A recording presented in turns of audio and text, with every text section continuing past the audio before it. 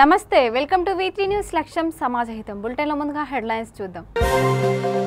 సదర్మట్ ప్రాజెక్టును ఏప్రిల్లోగా పూర్తి చేస్తాం. సమీక్షా సమావేశంలో మంత్రి ఇంద్రకరణ్ రెడ్డి.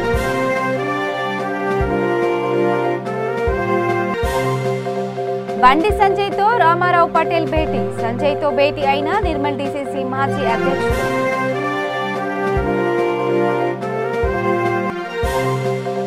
ఉపాధి హామీ పథకంపై ములుగుపల్లిలో గ్రామ సభ. కూలీలకు సమయానికి డబ్బులు వచ్చేటట్లు చేయాలని వినతి. పారిశుద్ధ్య రహిత గ్రామ కోసం ప్రతిజ్ఞ. సూర్యాపేట జిల్లాలో స్వచ్ఛతా రన్లో పాల్గొన్న స్కూల్ విద్యార్థులు. ఇక డీటెయిల్స్ చూస్తే సదర్మట్ ప్రాజెక్ట్ ఏప్రిల్లోగా పూర్తి చేస్తామని, దానికి సంబంధించిన మిగిలిపోయిన అనుమతులతో పాటు వీలైనంత తొందరగా గేట్లు అమర్చి వాహనాల రాకపోకలకు అనుగుణంగా తీర్చిదిద్దుతామని మంత్రి ఇంద్రకరణ్ రెడ్డి అన్నారు. నిర్మల్ జిల్లా పాలనాధికారి సమావేశ మందిరంలో మంత్రి ప్రజాప్రతినిధులు ఇంజనీర్లతో సమీక్షా సమావేశం నిర్వహించారు. మంత్రితో పాటు జిల్లా పాలనాధికారి ముషర్రఫ్ షారూఖీ, అదనపు కలెక్టర్ హేమంత్ బోర్కాడే, చీఫ్ ఇంజనీరింగ్లతో కలిసి ప్రాజెక్టు, వరద నష్టం, చెక్ డ్యాంలపై నీటిపారుదల అధికారులు, తహసీల్దారులు, ప్రజాప్రతినిధులు, ఇంజనీర్లతో చర్చించారు. ఈ సందర్భంగా మంత్రి మాట్లాడుతూ సదర్మట్ ఆయకట్టు వలన నిర్మల్ నియోజకవర్గానికి 50,000 ఎకరాలకు నీరందించవచ్చని తెలిపారు. ఈ సంవత్సరంలో కురిసిన వర్షాలకు చెక్ డ్యాంలపై ముఖ్యమంత్రి ఆరా తీశారని, అన్ని చెక్ డ్యాంలు బలంగా నిలబడినందున మిగిలిన చెక్ డ్యాంలు కూడా టెండర్ ప్రక్రియ త్వరగా పూర్తి చేయాలని అధికారులను ఆయన ఆదేశించారు. అధికారులు, ఇంజనీరింగ్ అధికారులు, రెవెన్యూ అధికారులు అందరి సమక్షంలో సదర్మట్ ప్రాజెక్టు మనకు ఏప్రిల్ వరకు పూర్తిగా కంప్లీట్ అవుతుంది. చిన్న 2-3 శాంక్షన్స్ కానీ 2-3 పర్మిషన్స్ మిగిలిపోయాయని చెప్తున్నారు. కాబట్టి అవి తొందరగానే ఏర్పాటు చేసి ఏప్రిల్లోగా గేట్లు ఫిక్స్ చేసి పైన మోటరేబుల్ కూడా వెహికల్స్ పోవడానికి కూడా వీలైనటువంటి బ్రిడ్జు తయారు కావాలని చెప్పి మేము చెప్పడం జరిగింది. ఏదైనా మధ్యాహ్నం అడల్ట్స్ ఏదైనా ఉంటే మాకు చెప్తే అది కన్సర్న్ ఆఫీసర్స్ పైన సెక్రటరీస్తో మాట్లాడి దాన్ని కంప్లీట్ చేపిస్తాం. 27 ప్యాకేజ్ కూడా ఇంకా ల్యాండ్ ఎక్విజిషన్కి సంబంధించినటువంటి ఒక 35 కోట్ల రూపాయలు మనకు రిలీజ్ అయినట్టయితే ఎవరికైతే భూమి నష్టపరిహారం ఉందో ఆ నష్టపరిహారం అందిస్తే ఆ పనులు కూడా చేయొచ్చు. 27 ప్యాకేజ్ కూడా 80% వరకు ఈ వచ్చే జూన్ వరకు కంప్లీట్ అయితే కనీసం స్వర్ణ ప్రాజెక్టుకు నీళ్ళు ఇచ్చేది కానీ లేదా 100 టన్నులది కంప్లీట్ అయితే స్వర్ణ ప్రాజెక్టు నీళ్ళు పోతాయి, ధోనియా ప్రాజెక్టు పోతుంది. మామిడ పోవడానికి కూడా మామిడకు నీళ్ళు పోవడానికి మధ్యాహ్న ల్యాండ్ ఎక్విజిషన్ ప్రాబ్లం కూడా ఉంది. అది కూడా పూర్తి అయితే మామిడ చెర్ల వల్ల నీళ్ళు పోతే కింద ఎన్నో చెర్లు మనకు నీళ్ళు పోయే అవకాశం కూడా ఉంటుంది. ఆ మెయిన్ కినాల్కి సంబంధించినటువంటి ఈ ల్యాండ్ ఎక్విజిషన్ డబ్బులు రిలీజ్ అయితే మా ప్రాబ్లం అంతా కూడా సాల్వ్ అయిపోతుంది. ఈ సదర్మట్ వల్ల నిర్మల్ నియోజకవర్గానికి 50,000 ఎకరాల ఆయకట్టు అదనంగా వస్తుంది. మరి అవన్నీ పూర్తి కావాలని చెప్పి మేము ఈ రివ్యూ చేసుకోవడం జరుగుతుంది. 28 ప్యాకేజ్ కూడా ఆ కాంట్రాక్టరు మధ్యాహ్నం వదిలిపెట్టి వెళ్ళిపోయాడు, అతనితో కాలేదు. దాని కొరకు మళ్ళీ ప్రభుత్వంకు దాన్ని రివైజ్ చేసి ఏజెన్సీ మార్చడానికి ప్రభుత్వం నిర్ణయం తీసుకుంది. ఫైనాన్స్లో పెండింగ్ ఉంది, అది కూడా క్లియర్ అయితే ఫైనాన్స్ నుంచి ఒక 1 మంత్ లోపల టెండర్ పెట్టి కొత్త ఏజెన్సీకి ఇచ్చినట్టయితే అది కూడా జూన్ జూలై వరకు ఒక షేప్ వస్తుందని చెప్పి మేము కూడా అనుకుంటున్నాం. ఈ 3 ప్రాజెక్టులతో పాటు చెక్ డ్యామ్స్ కూడా ముఖ్యమంత్రి గారు ఈ జిల్లాలో నిర్మల్ జిల్లాలో గతంలో మనం నిర్మాణం చేసిన చెక్ డ్యాములు ఇంత భారీ వర్షాలు పట్టిసలు కేసీఆర్ వెంట ఉండి ఆ రోజు ఈ ఉద్యమంలో పాల్గొనడం మనం అందరం ఆ రోజు ఆదిలాబాద్ జిల్లా అడవుల జిల్లా, ఆదివాసుల జిల్లా, మరి అనారోగ్యం ఉన్న జిల్లా అని పేరు ఉన్న జిల్లా ఇది. ఆ కాలంలో వర్షాకాలం వస్తూ ఉందంటే ఇక్కడ ఆదిలాబాద్ జిల్లాలో వేలాది మంది చనిపోయే రోజు అది 2005 నుంచి 6, 7. ఆ రోజుల్లో తెలంగాణ రాష్ట్ర ఉద్యమంతో పాటు తెలంగాణ ప్రజలను కాపాడుకుందాం, ఆదివాసులను కాపాడుకుందాం, ఆదిలాబాద్ ప్రజలను కాపాడుకుందామనే తపనతో స్వయాన ఆమె తనకున్న 2 చిన్న చిన్న పిల్లలను పట్టుకొని ఆదిలాబాద్ జిల్లాకు వచ్చి ఇక్కడ వారం రోజుల పాటు ఈ ప్రాంతంలో ఉండి మరి మొట్టమొదటి రోజు సిర్చెల్మా అనే గ్రామంలో మెడికల్ క్యాంప్ ఏర్పాటు చేసింది. రెండవ రోజు ఇచ్చోడ మండల కేంద్రంలో మెడికల్ క్యాంప్ ఏర్పాటు చేసింది. 3వ రోజు నెడగొండ మండల కేంద్రంలో మెడికల్ క్యాంప్ ఏర్పాటు చేసింది. 4వ రోజు బోధ్ మండల కేంద్రంలో మెడికల్ క్యాంప్ ఏర్పాటు చేసింది. మరి 5వ రోజు బజారాతుల మండల కేంద్రంలో ఆ రోజు మెడికల్ క్యాంప్ను ఏర్పాటు చేసి ప్రజల సేవలో నిమగ్నమై తెలంగాణ రాష్ట్ర ఉద్యమంలో పనిచేస్తూ మరి అనేక కష్టాలను ఓర్చి వారు చేసిన చరిత్ర మనం కల్లారా చూసిన. బీజేపీ రాష్ట్ర అధ్యక్షుడు బండి సంజయ్ కుమార్ ను నిర్మల్ జిల్లా డీసీసీ మాజీ అధ్యక్షుడు పవర్ రామారావు పటేల్ హైదరాబాద్ లో భేటీ అయ్యారు. ఇటీవల ఆయన కాంగ్రెస్ పార్టీకి డీసీసీ అధ్యక్ష పదవికి రాజీనామా చేయగా ఆయన బీజేపీలో చేరాలని ఆదిలాబాద్ ఎంపీ సోయం బాపురావు ఆహ్వానించారు. ఈ సందర్భంగా ముతోల్ నియోజకవర్గంతో పాటు నిర్మల్ జిల్లా రాజకీయాలపై వారిద్దరూ చర్చించారు. బీజేపీలో చేరాలని బండి సంజయ్ కోరగా ఇందుకు రామారావు పటేల్ సానుకూలంగా స్పందించారు. దీంతో త్వరలోనే ఢిల్లీ వెళ్లి బీజేపీ జాతీయ అధ్యక్షుడు జయప్రకాష్ నడ్డా ఇతర కీలక నేతలను కలవాలని నిర్ణయం తీసుకున్నారు. ఈ నెల 28న పవర్ బీజేపీలోకి చేరేందుకు ముహూర్తం ఖరారు అయింది. ఈ నెల 28 నుంచి 5వ విడత ప్రజా ప్రస్థాన యాత్ర బైంసా నుంచి బండి సంజయ్ యాత్ర ప్రారంభించనున్నారు.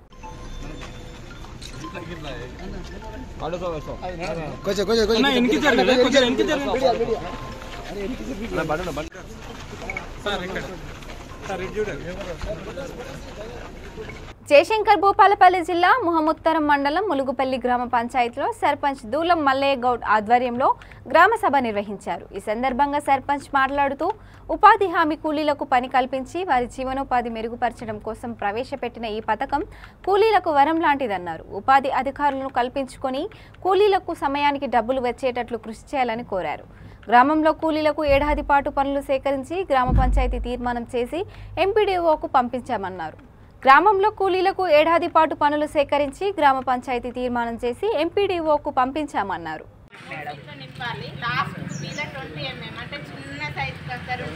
అదంతా పైన గోళం సైడ్ వరకు నింపుకోవాలి.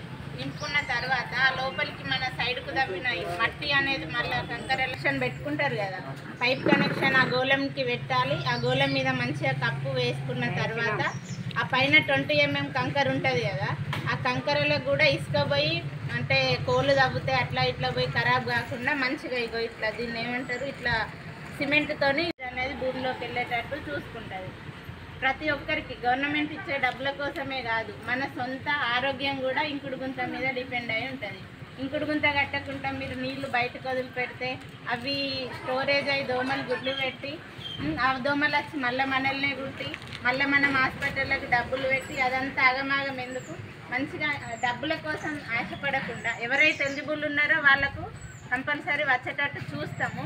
కానీ ప్రతి ఒక్కరు ఎవరి బాధ్యతగా వాళ్ళు కంపల్సరీ ఇంకుడు గుంత నిర్మించుకుంటే అందరూ హెల్దీగా పోతే వారం డబ్బులు పడేది ఫస్ట్లో. తర్వాత మధ్యలో వచ్చే వరకు ఈ ఫీల్డ్ అసిస్టెంట్లు టెక్నికల్ అసిస్టెంట్లు అప్పుడు చాలామంది లేకుండే.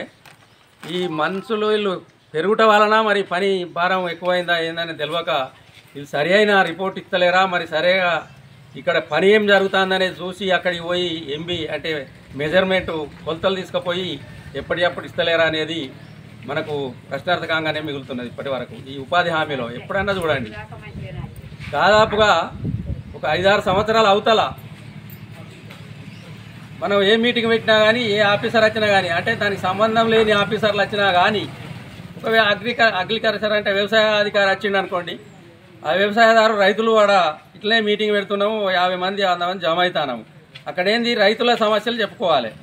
రైతుల సమస్యలు అటు పక్కకు పెట్టి నేను బంటాలు తీసిన పైసలు రాలేదు, నా అకౌంట్ డబ్బులు పడలేదు అనేది ఇది చాలా అప్పటి ఉండే 5-6 సంవత్సరాల క్రితం ఉండే. తర్వాత కొత్తగా 2018లో అప్పటి నుండి ఇప్పుడు కొత్తగా సర్పంచులు ఎన్నికైనప్పుడు ఈ ఫీల్డ్ అసిస్టెంట్లు అయితే కార్యదర్శుల కొత్తగా బాధ్యత అప్పచెప్పిళ్ళు. ఈ నడమ మధ్యలో ఒక 3 సంవత్సరాల వరకు ఈ చేసిన పనులు చేసినట్టుగా డబ్బులు పడ్డాయి. అందరూ కూడా పనులు చేయడానికి ముందటికి వచ్చి చాలా పనులు జరిగినాయి. అట్లా మళ్ళీ నడమ ఈ సంవత్సరం అవతల నుండి ఈ అవకతవకలు జరుగుతున్నాయి. ఎందుకంటే చేసిన పనికి డబ్బులు వస్తలేవు.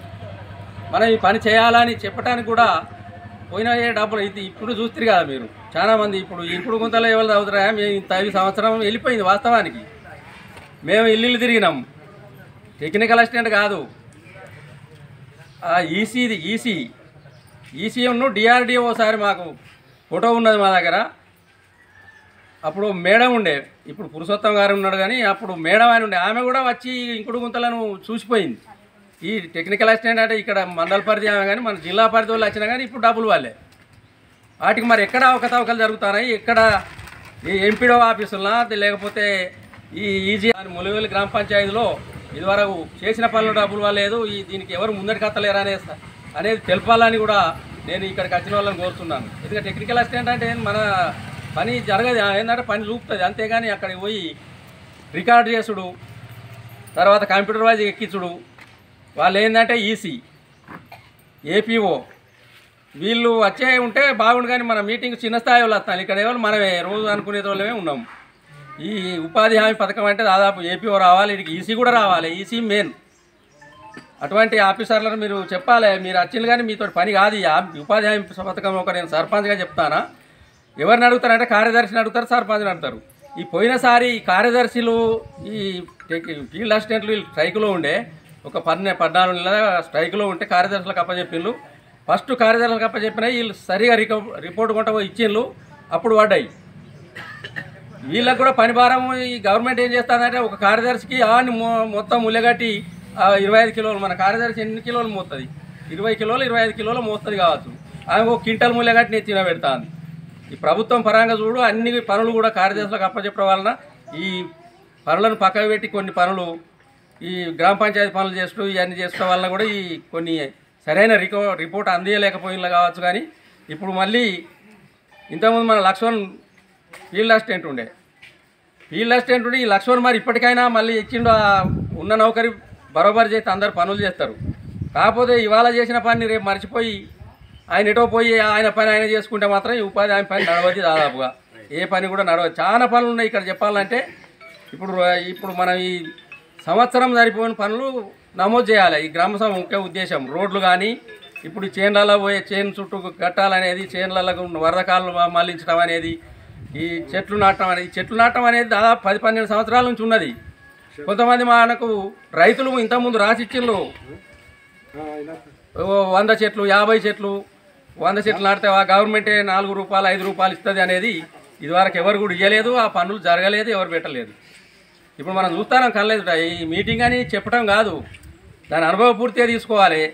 సూర్యాపేట జిల్లా చిలుకూరు మండలం నారాయణపురం గ్రామ సర్పంచ్ తమ్మనబోయిన శంకర్ ఆధ్వర్యంలో స్వచ్ఛత రన్ కార్యక్రమాన్ని చేపట్టారు. గ్రామాన్ని స్వచ్ఛతా గ్రామంగా తీర్చిదిద్దాలని వారు కోరారు. ఈ కార్యక్రమంలో ఎంపీడీఓ ఈదయ్య, స్కూల్ విద్యార్థులు, గ్రామ ప్రజలు పాల్గొని గ్రామాన్ని పరిశుద్ధ రహిత గ్రామంగా ఉండేలా చర్యలు తీసుకుంటామని ప్రతిజ్ఞ చేశారు.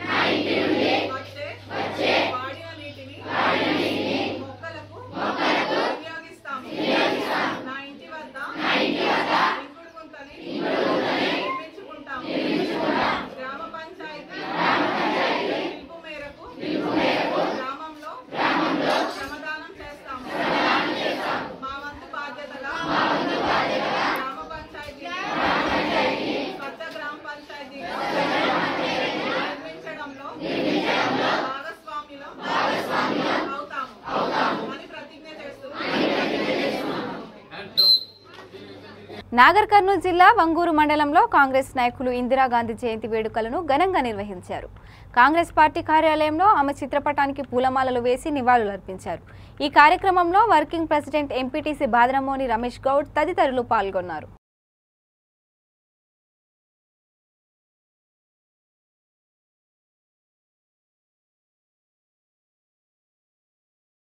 నారాయణపేట జిల్లా మక్తల్ మండలంలోని ప్రాథమికోన్నత పాఠశాల లింగంపల్లి పాఠశాల ఆవరణలో హెచ్ఎం చంద్రశేఖర్ ఆధ్వర్యంలో పీటీఎం సమావేశం నిర్వహించారు. ఈ సమావేశంలో భాగంగా పిల్లల ప్రగతి వారి తల్లిదండ్రుల ముందు ఉంచి వారి ప్రగతికి సంబంధించిన సమాచారం ఇచ్చారు. ఈ సమావేశానికి హాజరైన గ్రామ సర్పంచ్ సుజాతమ్మ, శివలింగప్ప విద్యార్థులందరికీ యూనిఫామ్ అందించారు.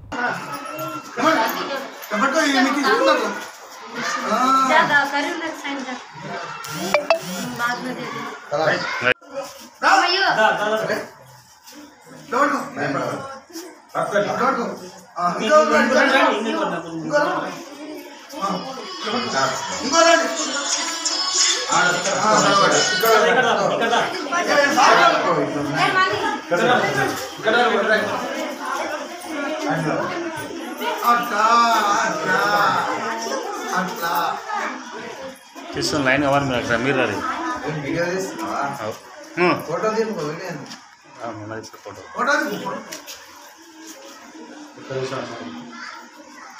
ప్రాథమికోన్నత పాఠశాల లింగంపల్లి విద్యార్థులకు ప్రభుత్వము ఏకరూప దుస్తులు సర్వసమ్మ ఆధ్వర్యంలో పంచడం జరుగుతున్నది.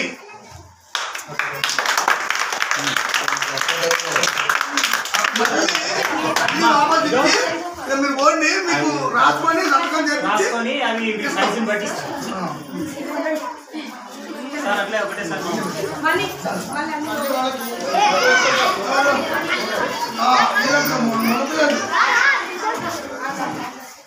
పట్టుకోరా అంతే. ఫస్ట్ పంజాబీ డ్రెస్ వేస్తాను,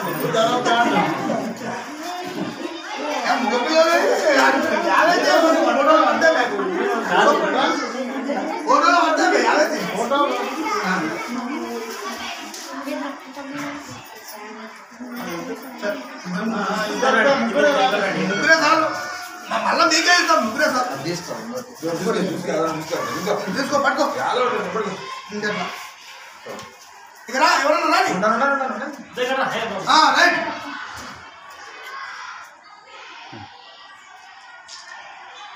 ఓకే,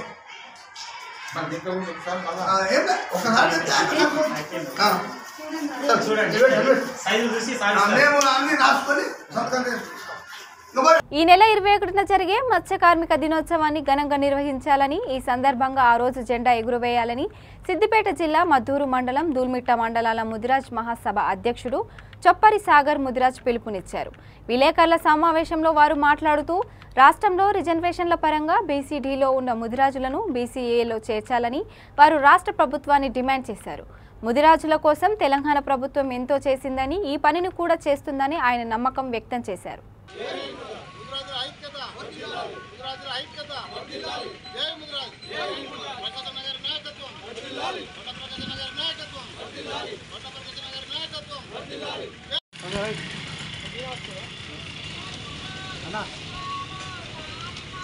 జై ముదిరాజ్, జై ముదిరాజ్, జై ముదిరాజ్, జై ముదిరాజ్, ముదిరాజుల ఐక్యత, ముదిరాజుల ఐక్యత, జై ముదిరాజ్, జై ముదిరాజ్, జై ముదిరాజ్, ముదిరాజుల ఐక్యత, ముదిరాజుల ఐక్యత, జై ముదిరాజ్, ప్రకాశ నగర్ నాయకత్వం, ప్రకాశ నగర్ నాయకత్వం, ప్రకాశ నగర్ నాయకత్వం.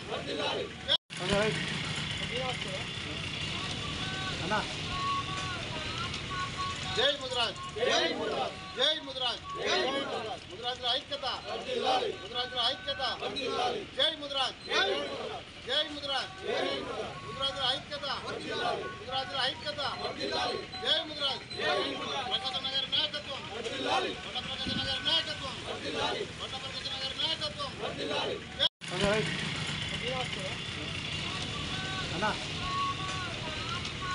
జై ముదిరాజ్, జై ముదిరాజ్, జై ముదిరాజ్, జై ముదిరాజ్, ముదిరాజుల ఐక్యత, ముదిరాజుల ఐక్యత, జై ముదిరాజ్, జై ముదిరాజ్, ముదిరాజుల ఐక్యత, ముదిరాజుల ఐక్యత, జై ముదిరాజ్, ప్రకాశ నగర్ నాయకత్వం, ప్రకాశ నగర్ నాయకత్వం, ప్రకాశ నగర్ నాయకత్వం.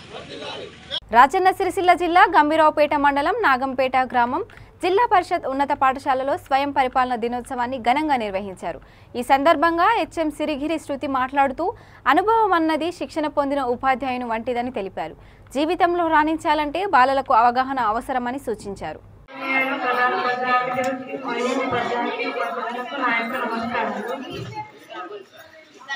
నేను ఈరోజు 8వ తరగతి తెలుగు బోధించాను. నాకు చాలా ఆనందంగా ఉంది.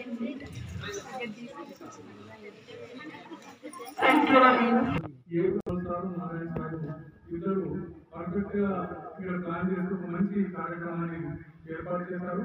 అలాగే నేను మార్నింగ్ ఆశీస్సులు చెప్తాం. గౌరవ ఉపాధ్యాయులు వేదిక పైన మీకు కేటాయించిన సీట్లలో కూర్చోవలసిందిగా కోరుతున్నాము. అనుభవాన్ని ఈ రోజు స్పష్టంగా మీరు చూశారు.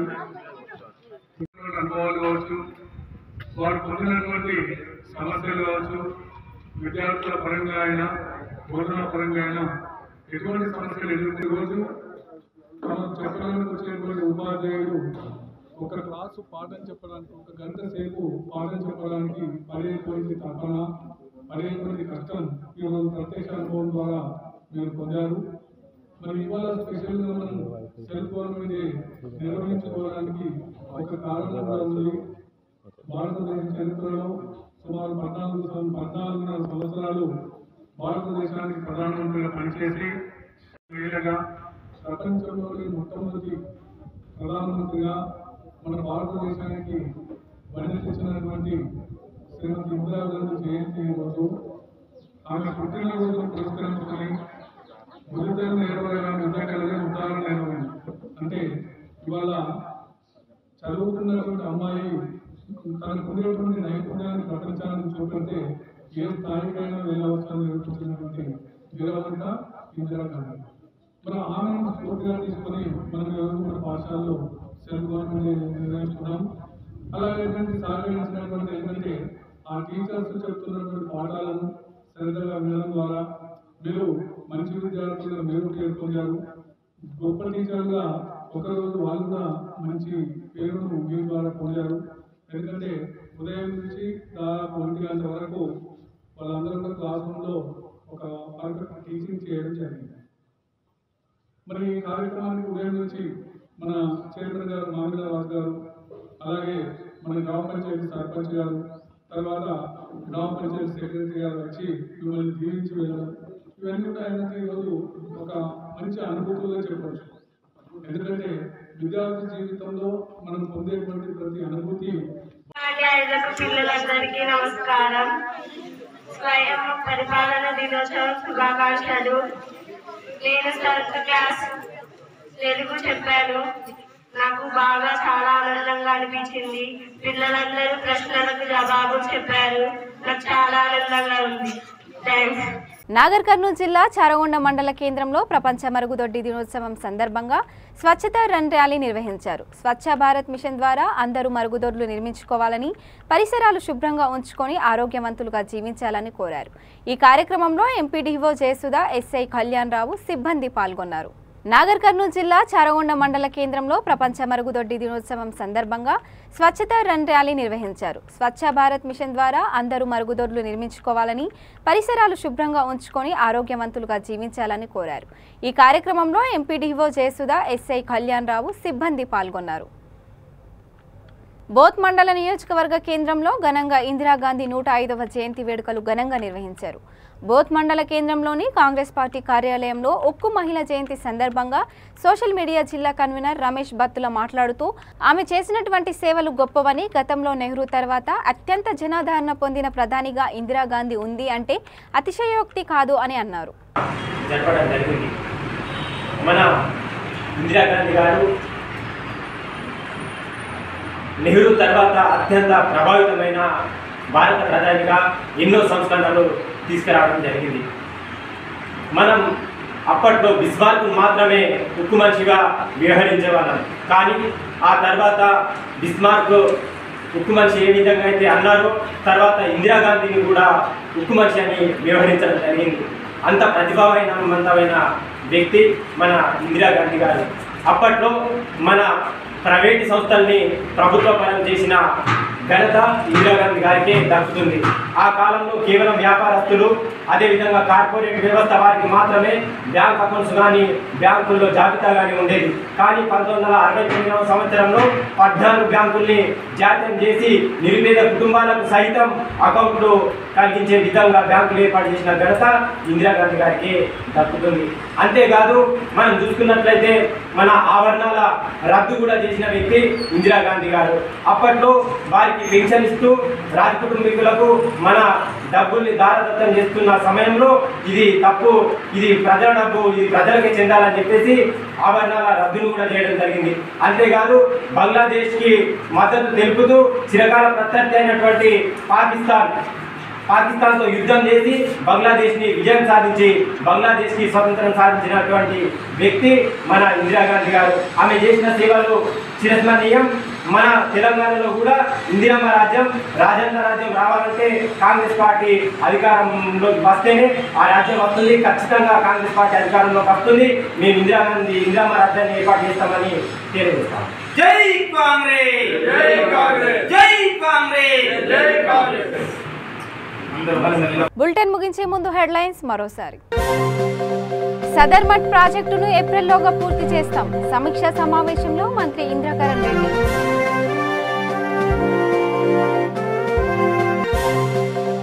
బండి సంజయ్తో రామారావు పటేల్ భేటీ. సంజయ్తో భేటీ అయిన నిర్మల్ డీసీసీ మాజీ అధ్యక్షుడు.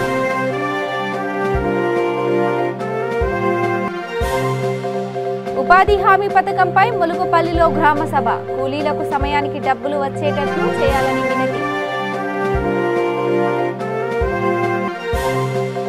పారిశుద్ధ రహిత గ్రామ కోసం ప్రతిజ్ఞ. సూర్యాపేట జిల్లాలో స్వచ్ఛతా రన్లో పాల్గొన్న స్కూల్ విద్యార్థులు. ఇక ఇవి bulletin updates. Keep watching V3 news. లక్ష్యం సమాజహితం.